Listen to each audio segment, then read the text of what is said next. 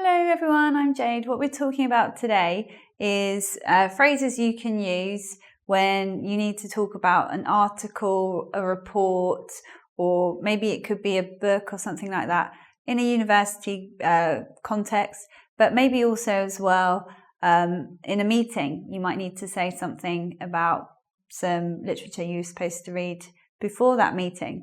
So by watching today's lesson, I'll give you some phrases that you can build up and make some sentences where you can sound very informed and very opinionated and say all the right things in a business or academic context. So let's take a look at these different phrases and sentences we can use. You can make direct statements of opinion about the article or what you've read. And to do that, you can use I. So you can say, I thought. If we're talking about an article, you can say, I thought the article was thorough. Thorough means that something takes a look at all the important things, all the necessary things that it should cover for that kind of topic. Nothing is left out if it's thorough. If we're talking about the introduction, that means the beginning part of the article. Perhaps you've got something interesting to say about the beginning. The introduction was insightful. If it's insightful, you learnt something. Yes, it was insightful. It was, I approve of it. It was insightful. Perhaps the rest of the article isn't very good, but you've got something good to say about the introduction. Another variation of I thought, or I think, you could use the present tense as well, is in my opinion. In my opinion, because I know about these things, the case studies were too short. A case study is where you get an example, or you could say it's like a story of someone who's been through a particular situation, and usually case studies are put together to show how a business or organization helps somebody or solves a problem. So you'll often encounter case studies in the world of work. They're meant to be persuasive, they're meant to move you to action or make you want to do something or prove to you how something works or how something doesn't work. So you could say the case studies were too short. We use too for a negative opinion. So this wasn't good about the case studies. And we could use any other adjective. We could say too long. We can build the sentence like that. Next, you could use the same building block there. The case studies were fairly persuasive. Here we're using adverb and then adjective. Fairly means quite, but fairly is the more formal version, and it's a word that feels more academic, and it feels more like you're giving a serious opinion if you say fairly. It was fairly persuasive, so they were good, but maybe they could have been better. Here you're softening your praise. If you say the case studies were persuasive, that's stronger. That's like you approve of them more. But if you put fairly there, a little bit less than without fairly. Again, we're still talking about in my opinion. In my opinion, the findings is another word for conclusion. The findings were inconclusive. If something is inconclusive, you're not quite sure if the thing has been proven. It's undecided. We're not quite sure of the result or the outcome. Maybe more research needs to be done. If it's inconclusive, we need to wait and see. Moving on now. This is another way to give your opinion. You can say, as I see it. You're using yourself and your knowledge and your way of viewing the world. You can look at it like that to pass your opinions and your knowledge to others. The recommendations are unworkable. So many reports will make recommendations. So they'll analyze a situation. At the end, they'll say, we think this needs to happen. Those are the recommendations. And the recommendations are made by experts who researched and made a report. You, on the other hand, may think that their recommendations are unworkable. They simply won't work. They're not as good as my recommendations on my report. They're unworkable. They would not work in real life.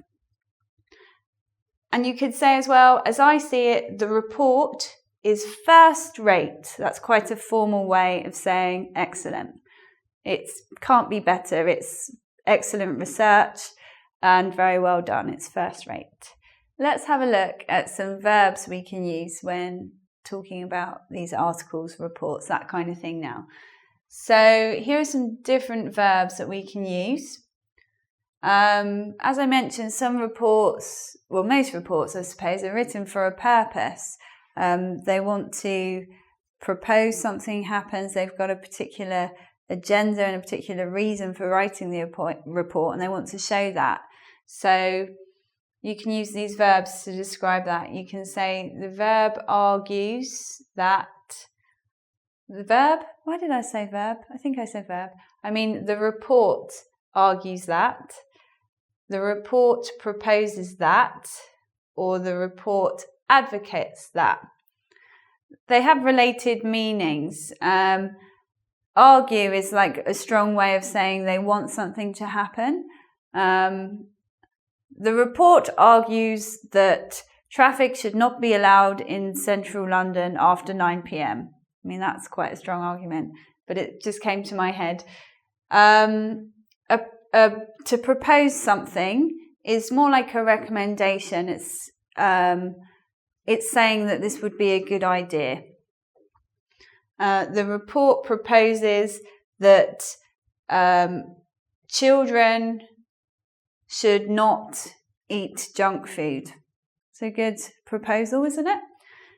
And we could say the report advocates that it's really hard to improvise sentences. The report advocates that children should not play more than 4 hours of computer games a day. That's a really bad report. The report advocates that time spent playing computer games should be limited. Okay, that's what I meant. Not all the time. So we use those verbs to show the degree of how strong something is being argued or recommended. Let's have a look at some more verbs now. Again, we can talk about the author of the report, or we can name them. Perhaps the report writer is Professor Smith. And then we can use these verbs to talk about their claims and what they're saying. So we can directly say, Professor Smith suggests that blah, blah, blah. Suggestion is based on your knowledge and your experience. It's not as strong.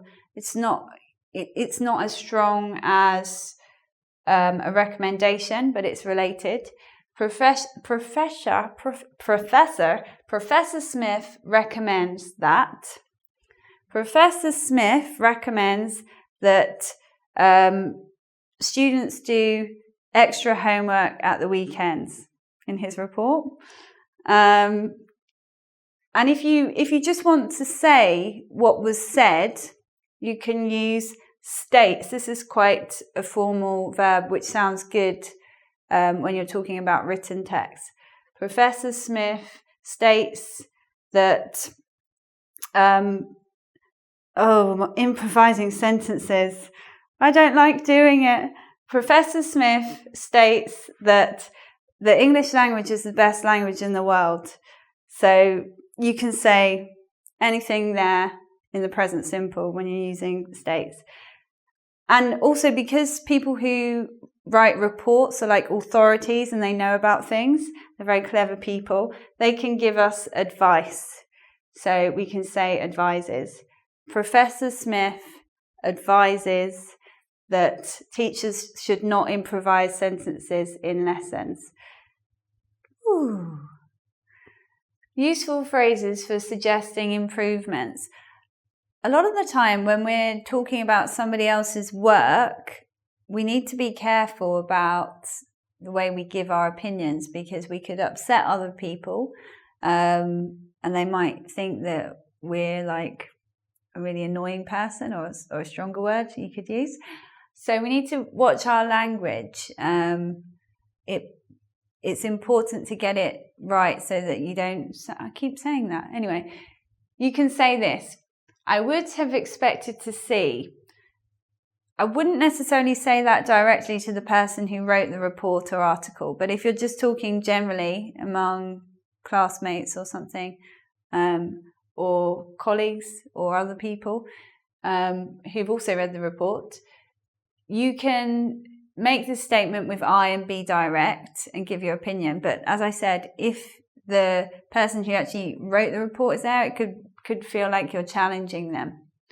I would have expected to see more information regarding sales figures.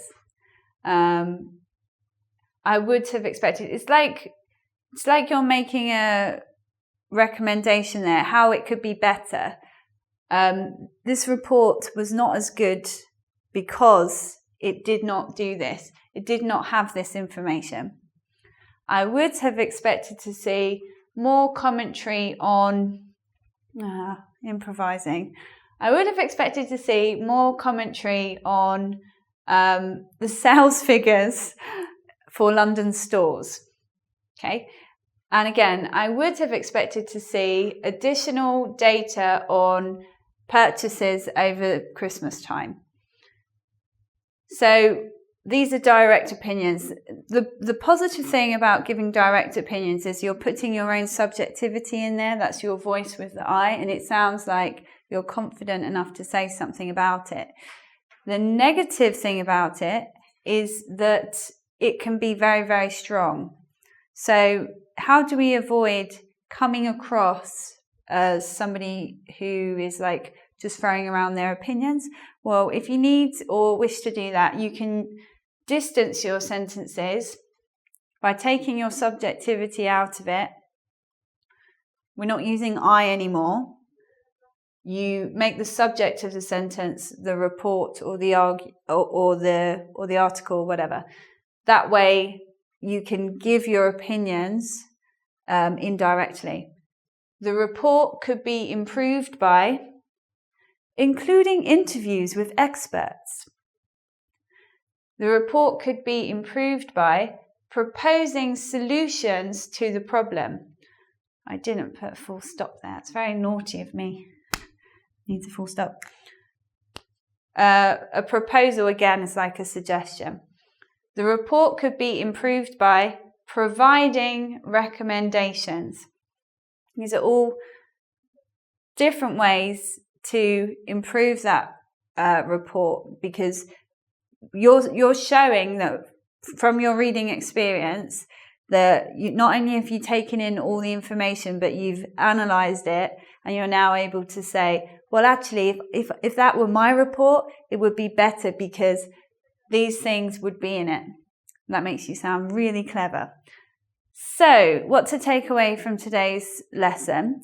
You can learn these stock phrases just to make it a little bit easier when you need something to say, maybe in a seminar situation, a university situation, or it could be a work situation if you sometimes discuss articles and reports in your meetings.